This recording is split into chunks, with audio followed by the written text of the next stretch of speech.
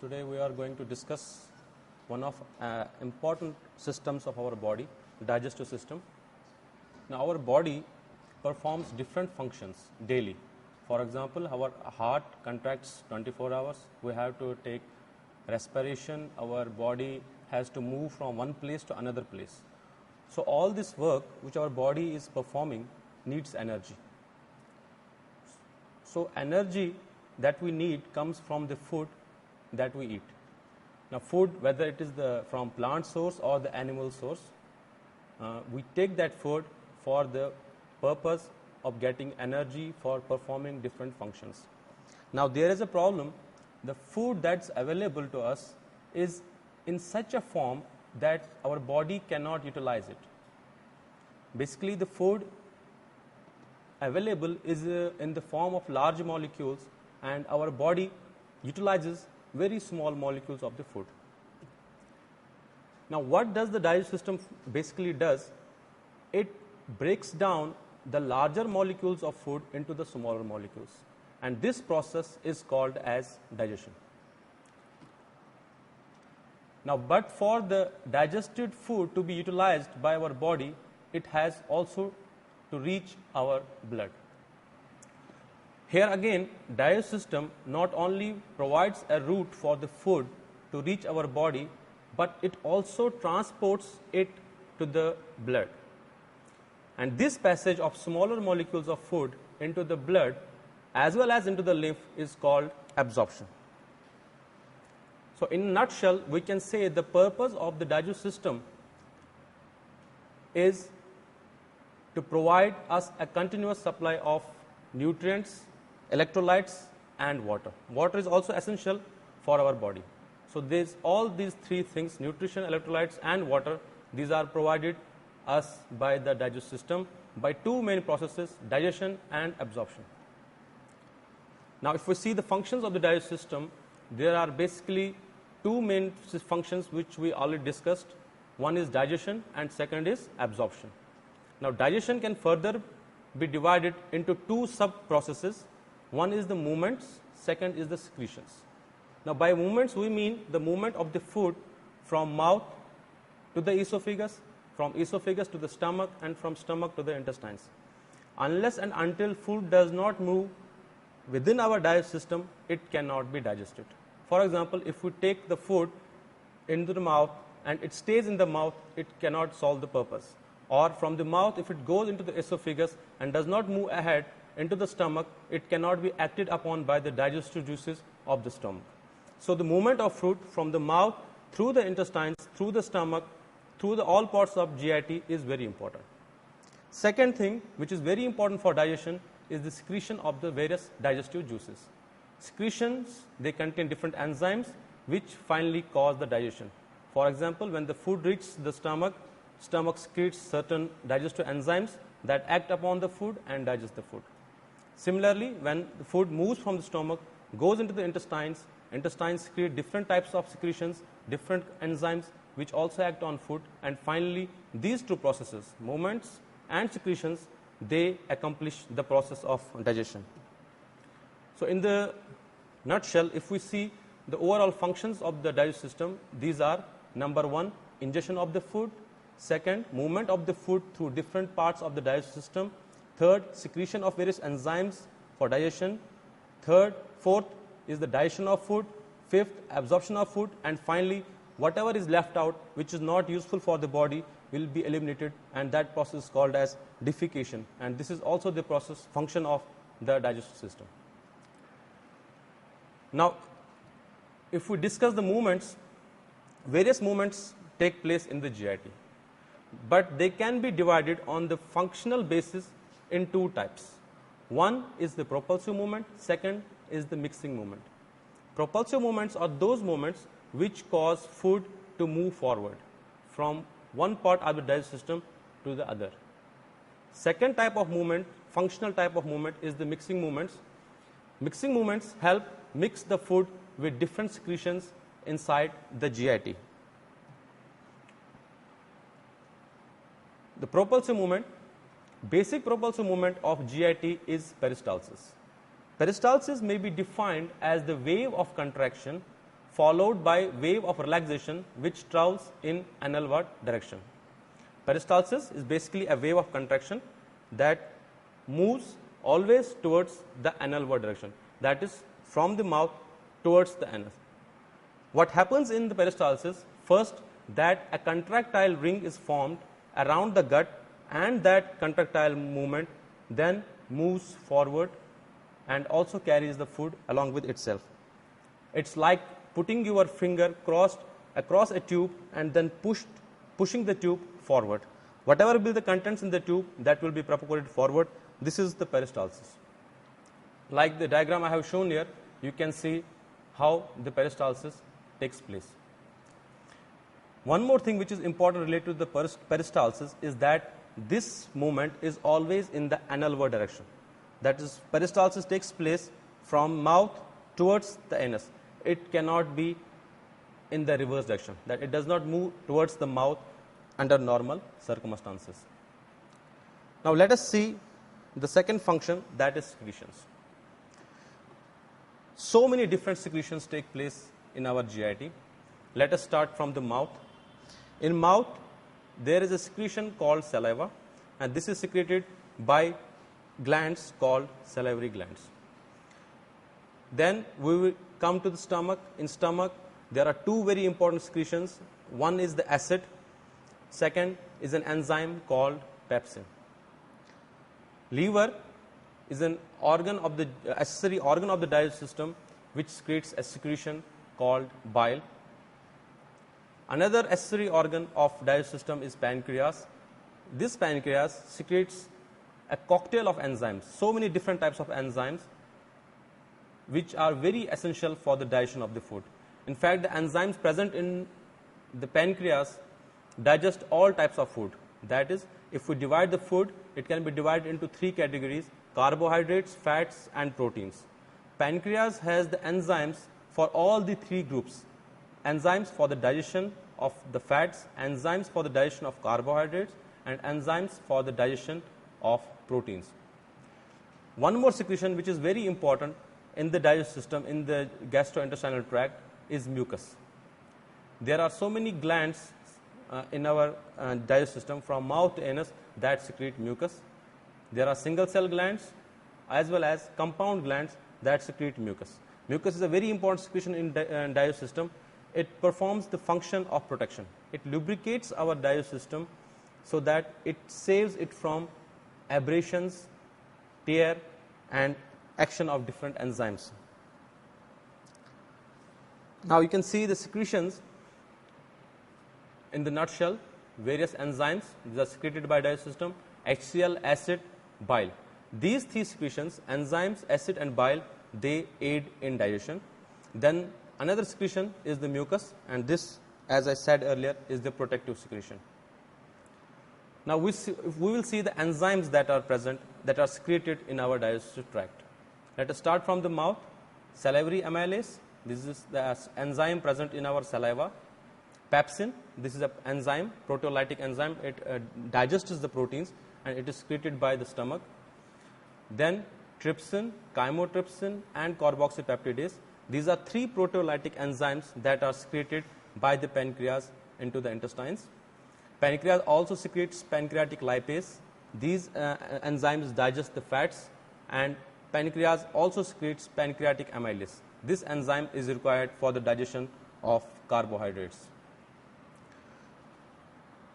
Now let us see the organs of the digestive system. What comprises our digestive system? What are the parts of our digestive system? Before we discuss different parts of the digestive system, let us see the general build of our digestive system. Digestive system is basically a simple muscular tube that extends from mouth to the anus. A simple muscular tube.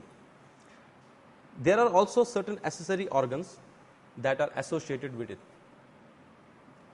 However, this simple muscular tube is modified at various places. At some places, it is distended like a bag, like our stomach. At some places, its anatomy is such that it's coiled, for example, our small intestines, and there are certain variations in the internal structure of the digestive system also. Every part of digestive system has an anatomy, and this anatomy or this structure is according to the need of that part. Whatever is the function of that part, it has been given that type of structure, that type of anatomy. This tube that extends from the mouth to anus is also called as alimentary canal or gastrointestinal tract.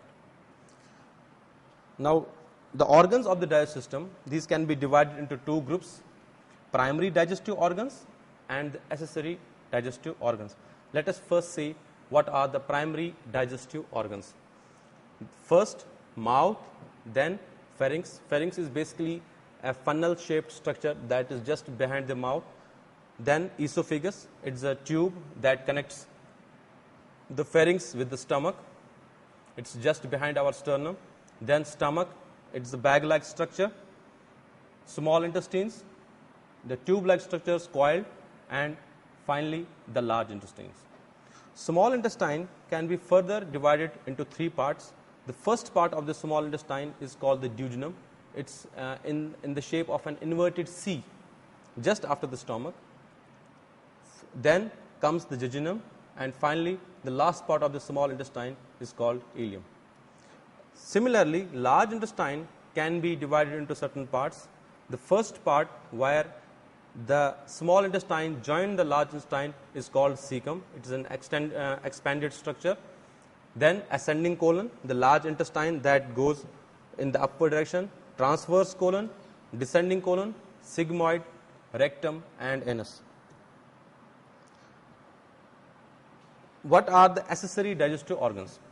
Accessory, these are not the part of the main digestive tract, but they are associated with it, and they help in many different functions of the digestive system. These are called as accessory digestive organs. These are teeth, tongue, salivary glands, pancreas, and liver. This is the diagrammatic representation of the digestive tract. You can see the mouth, then the funnel shaped structure is called the pharynx. The tube that goes down towards the stomach is called esophagus. Then you can see the stomach, duodenum, that C, inverted C shaped structure, then the coiled portion, small intestines, and then large intestines. First you can see the cecum, the extended part, ascending colon, transverse colon, descending colon, sigmoid, rectum, and anus. Thank you. Now, in the digestive system, we are going to discuss an accessory organ called tongue. Tongue, as all of us know, is basically a muscular structure. It is situated in our mouth.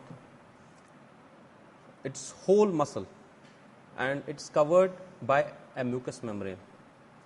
Now, this tongue, this extends in our mouth from pharynx, upper part of the pharynx, in the oral cavity.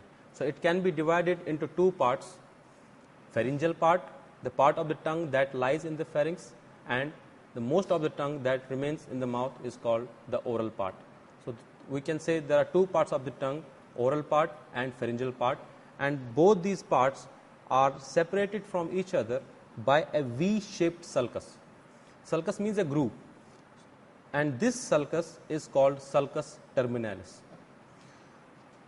This tongue has the muscles, and these muscles are voluntary skeletal muscles. That means that the muscles which are present in our tongue, they are under voluntary control. They are under our will. We can move it on our will. The length of the tongue is about 3 centimeters, and it is very mobile. You can move it from one direction to another. You can move it upwards, downwards. You can roll it inside your mouth. But despite the fact that it is very mobile, we never swallow our tongue because it's anchored to different organs in our mouth and pharynx. And posteriorly, it's anchored to the hyoid bone. It's a bone found in our pharynx. It's anchored to the mandible, it's attached to the mandible, and it's also attached to the soft palate.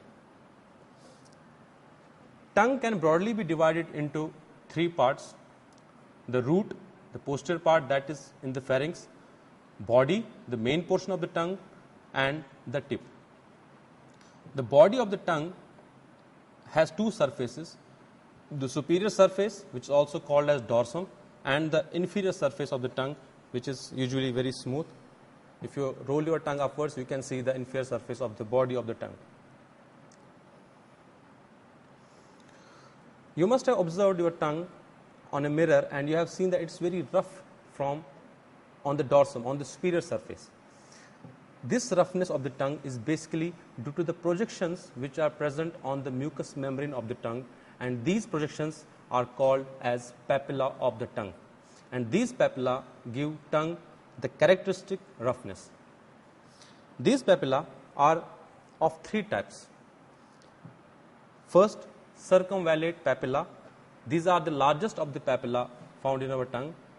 These are about 1 to 2 mm in size, and their number is about 8 to 12, and they are arranged in an inverted V-shaped form. If you observe your tongue on the mirror, you can see at the back of the tongue, these are the circumvallate papilla are there in an inverted V shape. Another type of papilla which is found on the tongue is called as fungiform papilla. They are in large numbers, and they are usually present on the tip and on the margins. These papilla, fungiform papilla, are identified by their bright red color. You can see on your tongue there are some papilla which are very bright and red in color. The third type of papilla which is present on our tongue are the filiform papilla. They usually cover the central portion of our tongue, and they are smallest of all the three papillas, and they are numerous in number, and it's because of these filiform papilla that our tongue has a velvety appearance, that rough appearance you can see on your tongue.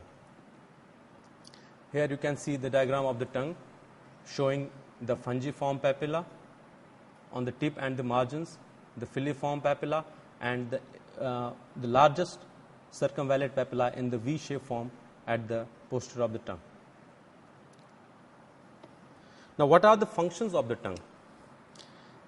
The first function which the tongue performs is the function of taste. We taste different many things. We eat food because we like some foods because of its taste, and this perception of taste, this sense of taste, is because of the tongue. This tongue is the organ which gives us the sensation of the taste. Second important function of the tongue is the speech. We cannot speak without tongue. If a person does not have a tongue, he cannot speak. So this tongue helps in the articulation and in the speech. Third function of the tongue is the mastication. Mastication means chewing of the food. When we take the food and start chewing it in our mouth, the food is chewed by our teeth, but the tongue helps in chewing. It pushes the food always towards the teeth so that it can be properly chewed. The movement of the tongue is very important during the chewing or the mastication. And another function which the tongue performs is swallowing. When the food is chewed properly and is ready to be swallowed, it's our tongue that pushes it backward towards our pharynx. The tongue is lifted upwards and backwards, and it pushes the food into the pharynx. So the tongue also helps us in swallowing. So the functions of the tongue are taste, speech, mastication, and swallowing. Now, if we see the first function of the tongue, that is taste. It's a very important function of the tongue, and taste is a sensation that, along with the sense of smell, helps us to distinguish undesirable or even lethal foods from those that are nutritious. It is the sense of taste and smell combined that helps us in identifying the foods that are nutritious, that are good for us, and also to eliminate the foods that are harmful, that may be toxic, that may be rotten. We avoid those foods because of these two sensations combined, taste and smell. Even our liking of food depends on the taste and smell. Now, 4 different types of taste senses have been identified. These are sour, salty, sweet and bitter. These are basically the 4 primary tastes. Like in colors, we have red, blue and yellow.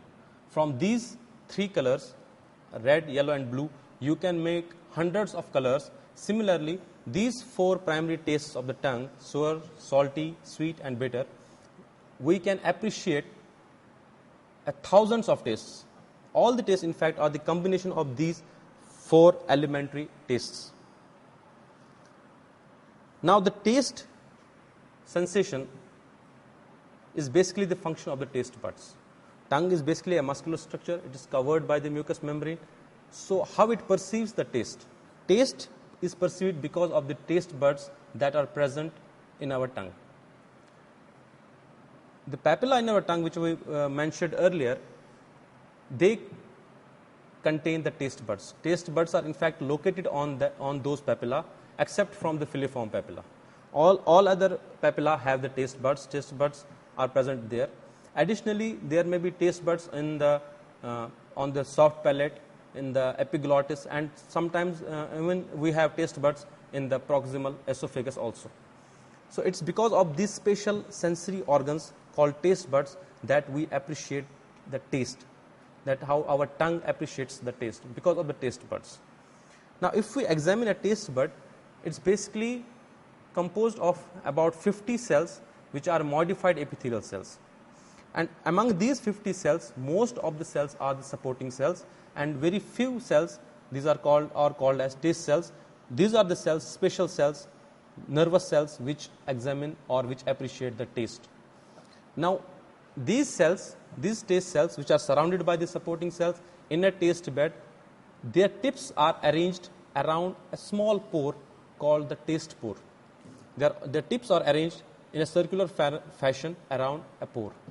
And from the tip of these taste cells, small hairs, hair-like projections come out, which protrude into the pore and approach the oral cavity. So whenever we take the food, this food reaches into our taste pores, and these hair-like projections on these taste cells, they perceive the chemical sensation of the food or the taste of the food, and they send the signals to our nervous system through the nerves where we appreciate the taste.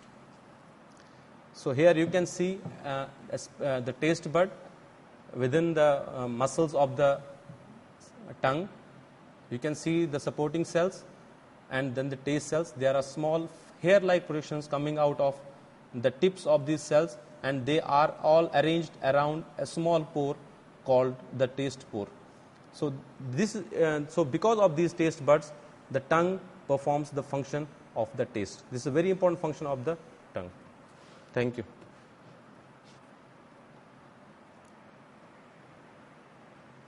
Now friends, we are going to discuss another accessory organ of our digestive system, and that is teeth or tooth. If we see the tooth or teeth in our mouth, the portion that is visible to us, the white portion that is visible to us, is called the crown. But there is also a part of the tooth that is hidden inside our jaw, that is called the root. So the tooth has 2 parts, crown that's above the gums, and the root that lies within the bony sockets of the jaw. And there we can say there is also a third part called the neck, that is a part between the crown and the root. That is a small depression or the narrow portion of the tooth that's called as neck.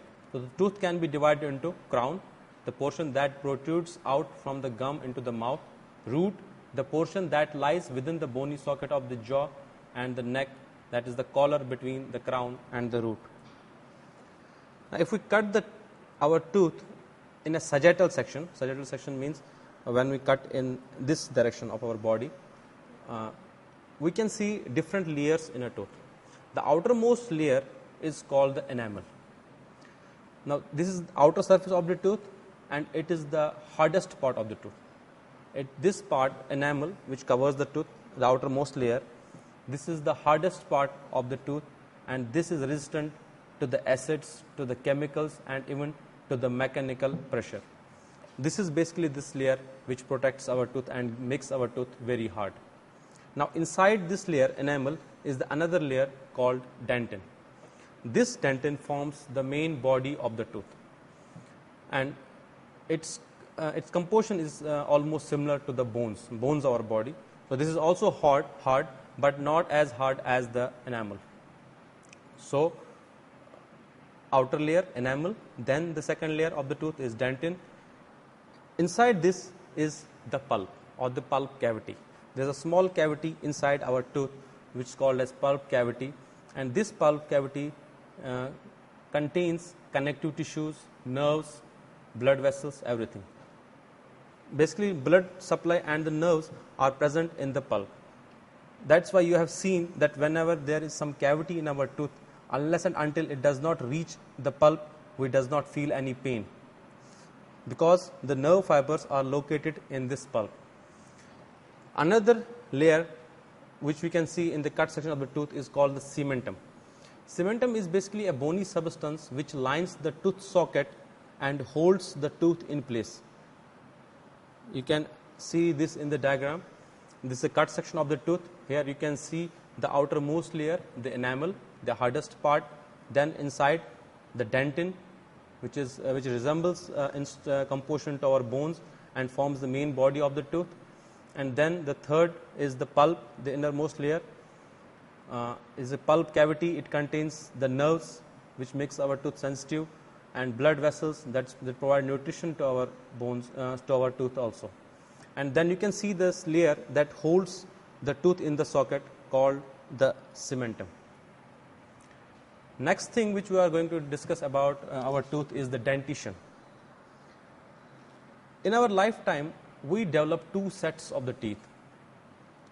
First is called the milk teeth or the deciduous teeth. These are the first teeth that appear in our life. That's when we are little children or infants. These milk teeth, they are usually 20 in number, and they start to erupt at the age of 7 months and up to 2 years. So they erupt between 7 months to second year of the life. And these teeth, these milk teeth or deciduous teeth, they last until 6th to 13th year of age. These are the first set of teeth which we develop. Second set of teeth is called the permanent teeth. As we grow, the milk teeth are one by one replaced by the permanent teeth. The milk teeth start to fall off, and these are replaced by the permanent teeth, and these teeth then last long in our lifetime. So these milk teeth, when replaced by the permanent teeth, milk teeth are 20 in number, permanent teeth will be also 20 in number. However, there are additional 8 to 12 molars that appear posteriorly in the jaw. Therefore, the total number of permanent teeth that we develop, that we erupt in the later age stages of our life, is 28 to 32. So the total number of the permanent teeth is 28 to 32. So we have two sets of dentition: primary teeth or milk teeth and second permanent teeth. Milk teeth are 20 in number, permanent teeth are 32 in number. Milk teeth appear at the age of 7 months to the second year, and they last for 6 to 13 years. Permanent teeth start to appear from 6th year onwards, and they last the lifetime.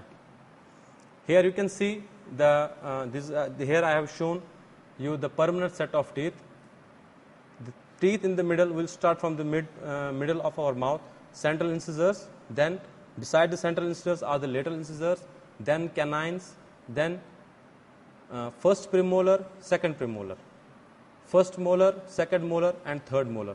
So you can count is 1, 2, 3, 4, 5, 6, 7, 8 teeth on this side. Similarly, 8 will be on this side, making 16 in the lower set and 16 on the upper set, a total of 32 teeth. However, in the milk teeth, we don't have the molars, so we will have the central incisor, lateral incisor, canine, first premolar, and second premolar. The number will be 5 on this side and 5 on this side, that is 10 on the lower jaw and 10 on the upper jaw, making a total of 20 milk teeth. Now, what are the functions of the teeth? Teeth perform the function of cutting, grinding and mixing of the food. The teeth cut the food, they grind the food and they mix the food. And for this purpose, teeth they are also provided with a powerful jaw muscles. Teeth combined with the muscles of our jaw, they help in these functions of cutting and grinding our food. The muscles of the jaw provide a very strong force between our teeth for these functions. If you can see here, the front teeth, they create, along with the muscles of the jaw, create a pressure of 50 to 100 pounds. So the front teeth, they mainly do the function of cutting. Back teeth, that is molars, they do the function of grinding, and you can see the pressure is about 150 to 250 pounds. So the function of teeth is to cut, grind and mix the food, and this function is performed with the help of the jaw muscles.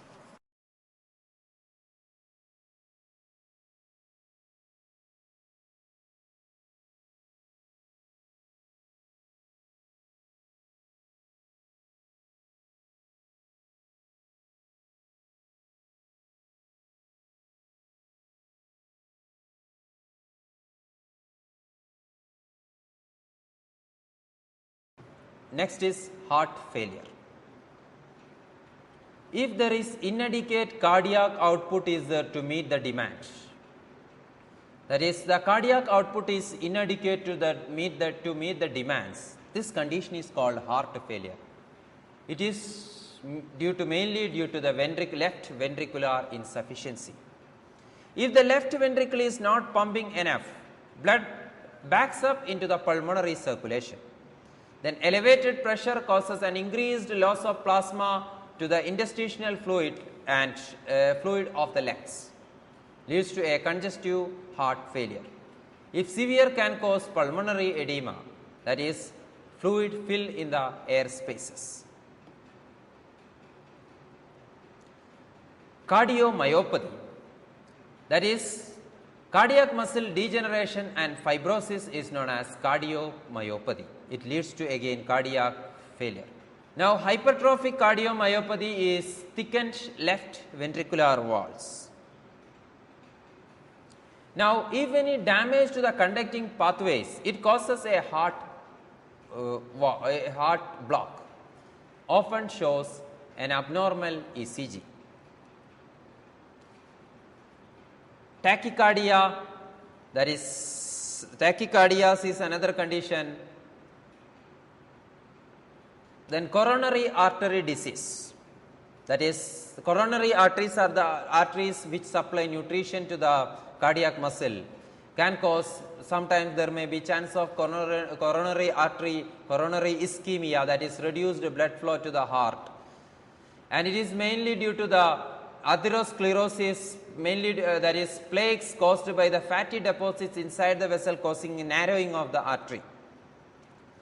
Now, angina pectoris is the pain associated with heart ischemia. The treatment usually done is the vasodilators, beta blockers, CCB, that is calcium channel blockers, balloon angioplasty is done, and in the last stage is the last option is the coronary artery bypass. Now, the myocardial infarction. If there is any blockage in the coronary artery, it causes the coronary circulation stops, and the cells which supplies by the coronary artery may cause damage.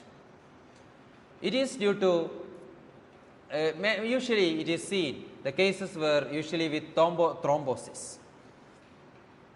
Now, the blood test for the markers of anaerobic metabolism like lactate dehydrogenase can indicate the heart attack, and around about 25% die before receiving any medical attention, and around 50% die within the first year itself.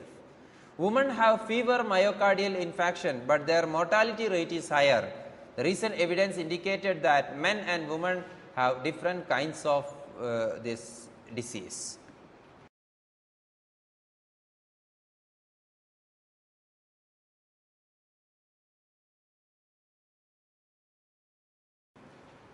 Welcome back. Now we are going to discuss about the cardiovascular system and exercise. Now, once you are doing an exercise, there are two types of response is there. There may be an immediate response to the cardiovascular system after an exercise, and there may be a later response like adaptation.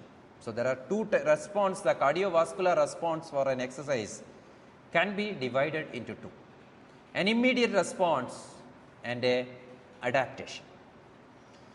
Now, what are the immediate response? What is happening to the heart rate? Usually, in a normal individual, the resting heart rate is around 60 to 80 beats per minute in a normal individual.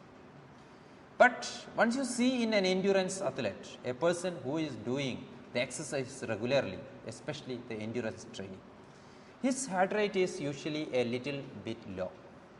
That is, it comes around 40 beats per minute. Now, once a person start an exercise, before an exercise begins, heart rate increases in anticipation. It is due to an anticipatory response mediated by the neurotransmitters. So, before the exercise begins, heart rate increases in anticipation due to mediated by some neurotransmitters. Now, after this initial anticipatory response, once he start the exercises, heart rate increases in direct proportion and a steady state of heart rate is there, where the demand of active tissue can be adequately met by the cardiovascular system. Now, if during the prolonged steady state of exercise, particularly in hot climates, heart rate increases gradually, this is called cardiac drift. Now, what is happening to the stroke volume? Stroke volume, all of us know, it is the amount of blood ejected per beat from the left ventricle. In a normal person, it is around 50 to 70 milli per beat. During exercise, it may reach up to 110 to 130 ml per beat. But in case of athlete, it's usually the normal is 90 to 110 per ml per beat, and it reaches to 150 to 220 ml per beat. And after this, stroke volume become a plateau. So, again we will discuss, I will repeat it. All of us know that stroke volume is the amount of blood ejected per beat from the left ventricle. So, in a normal individual, it is around 50 to 70 ml per beat. So, while you are doing an exercise, it reaches 110 to 130 ml per beat. But in case of athlete, instead of 50 to 70 as normal, here 90 to 120 ml per beat is the normal stroke volume in a endurance athlete, a person who is doing the regular training. So, once he is doing any exercise, it reaches from 90 to 120 ml per beat to 150 to even 220 ml per beat. And after once it reaches this level, it becomes plateau. Now, regarding blood flow, everybody know the normal at rest, normal systole is around 110 to 140, maximum up to 140, and normal diastole is around 60 to 90 millimeters of mercury. Now, during exercise, systolic pressure may increase up to 200 millimeters of mercury, but diastolic become relatively unchanged. So, normal systole is around 110 to 140 and diastole is 60 to 90. If we are doing an exercise, the systole may reach up to 200 millimeters of Hg, but diastole remains unchanged. Now, regarding the blood, so we were discussing about the cardiorespiratory adaptation to exercise and training. Now, cardiorespiratory changes during exercise and training, and we divided into a short term changes and a long term changes, that is cardiorespiratory adaptation. It is called adaptation or long term changes. So, what are the long term changes? The first one is it causes an increase in the cardiorespiratory endurance. Even it causes an increase in the muscular endurance also. There is decreased VO2 at rest and submaximal exercise and increased VO2 max. There is an increased heart weight, volume and chamber size. There is an increase in the heart weight, volume and chamber size. So, increased left ventricular wall thickness known as this athlete heart. There is an increased left ventricular end diastolic volume, and there is an increase in the plasma blood plasma level also. And there is an increase in the stroke volume. The other adaptation includes there is decreased resting heart rate from an increased parasympathetic activity and decreased sympathetic activity. This causes a decreased resting heart rate. The next is decreased submaximal heart rate. Then there is decreased maximum heart rate of the elite athlete. If your heart rate is too fast, the period of ventricular filling is reduced and your stroke volume might be compromised. And the heart expands less energy by contracting less often but more forcibly than it would by contracting more often. Next is there is a decreased heart rate recovery. Other adaptation includes there is maintained cardiac output at rest and submaximal exercise. There is an increased cardiac output during the maximal exercise. There is an increased blood flow to the muscles. Will be along with that there is an increased capillarization of the trained muscles, increased opening for existing capillaries in trained muscles, more effective blood redistribution and increased blood volume, decreased blood viscosity and increased oxygen delivery will be there. There is a decreased resting blood pressure but is unchanged during exercise.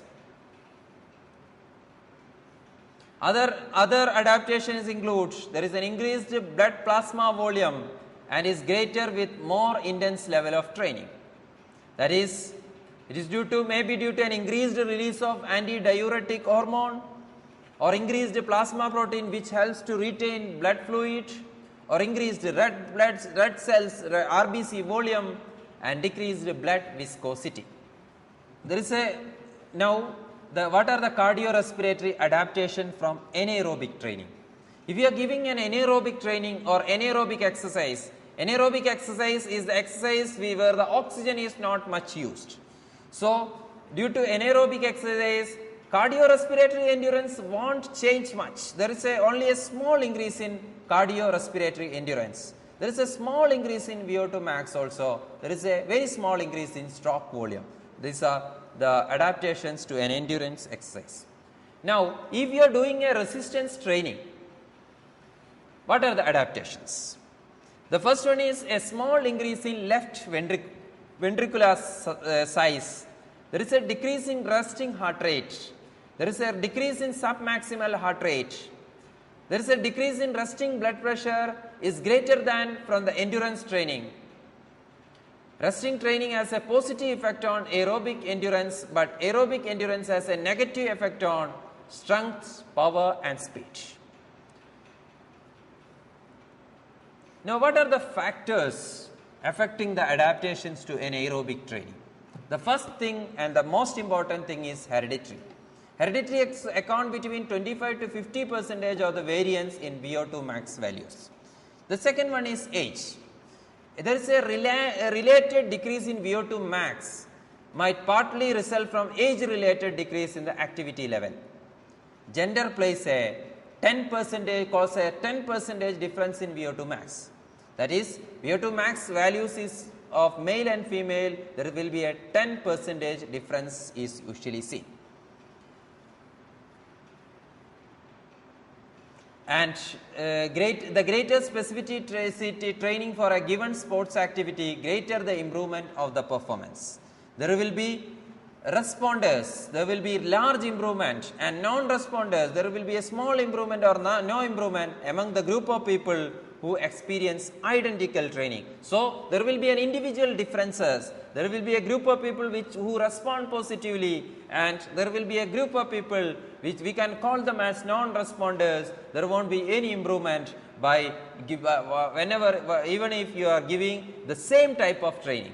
And the greatest specificity of training for a given sports activity, the greater improvement in the performance.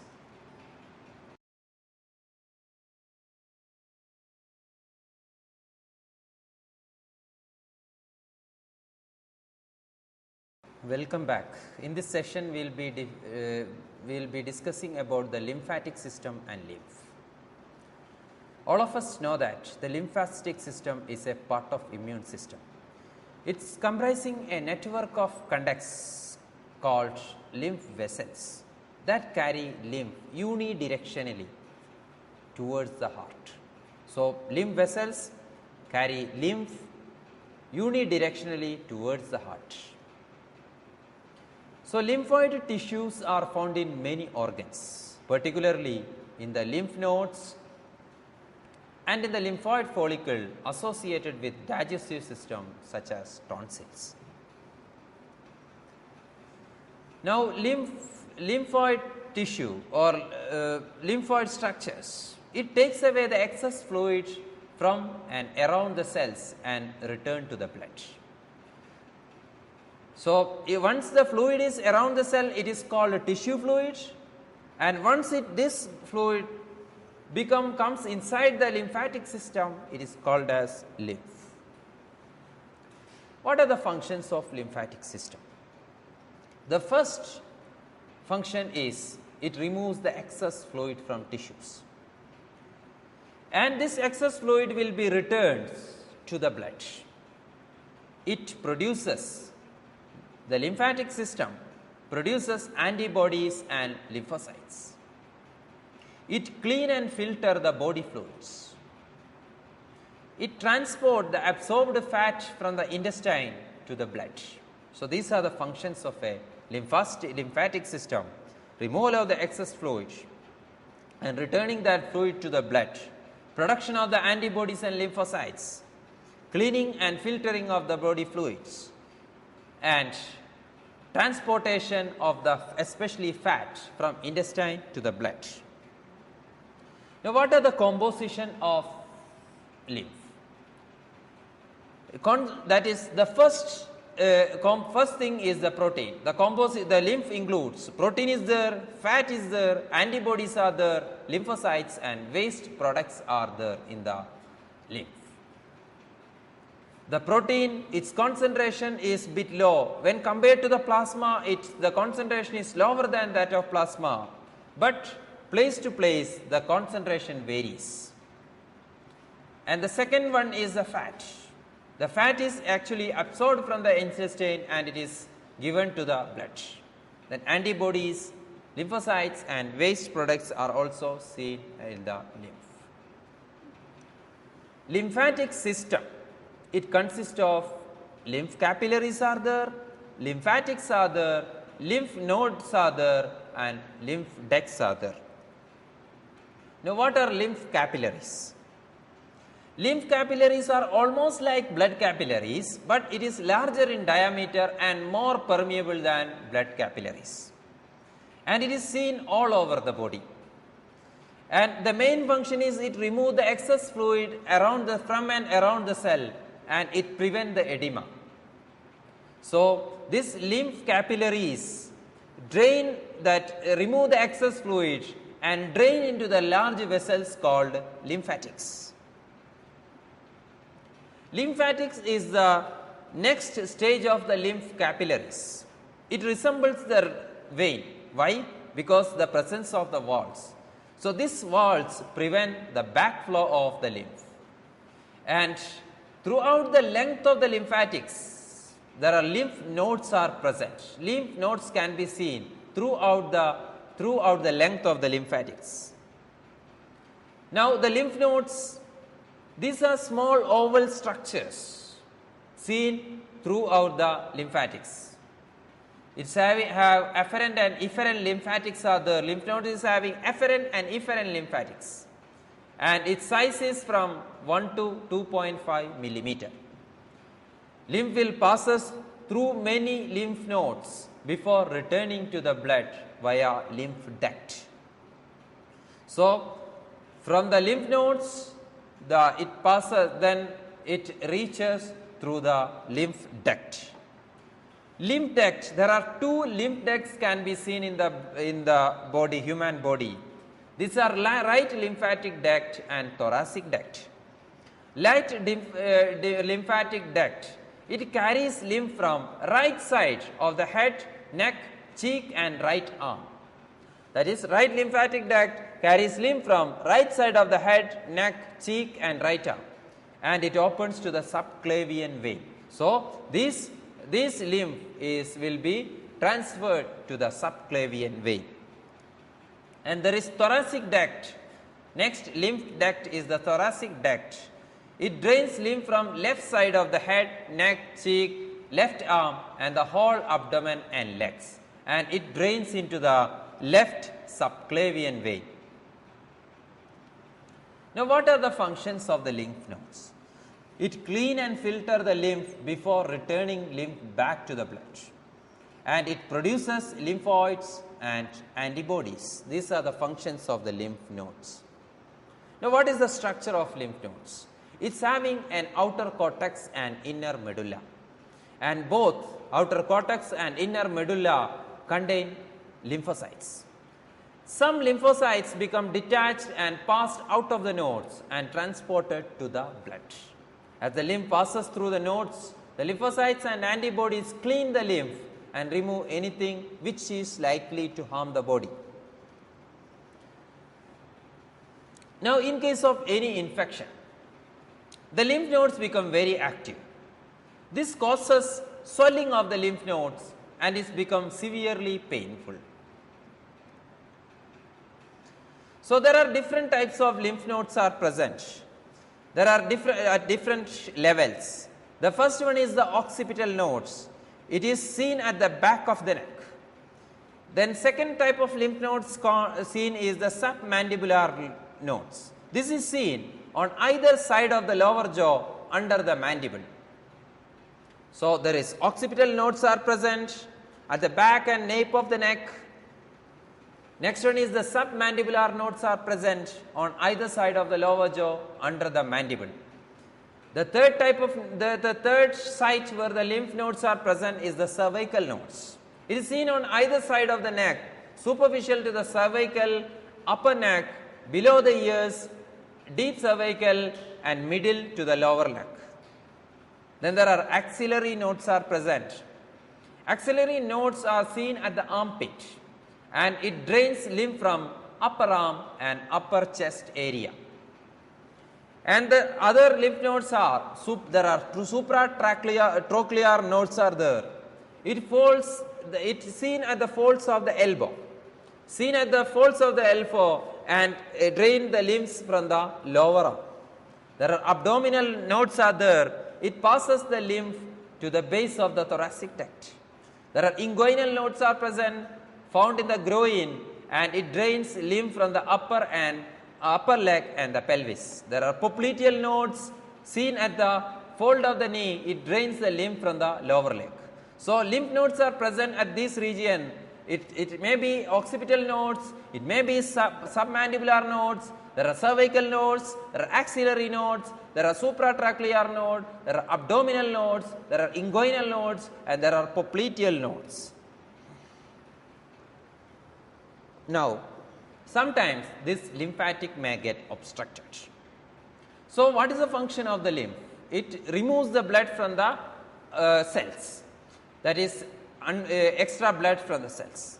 So, once there is an obstruction in the lymphatics, there is retention of the fluid and the tissue swelling occurs caused by compromising of the lymphatic system. This condition is called lymphedema. Now, there is another condition commonly seen is elephantiasis. It is a disease characterized by thickening of the skin and underlying tissue, especially the legs and male genitals. It is due to the blockage of the lymphatic system due to certain verbs. So, in this session we discussed about the different functions of the lymphatic system, and what are the parts of the lymphatic, what is the composition of the limbs, and we discussed about the different lymph nodes and different diseases which affect the lymph.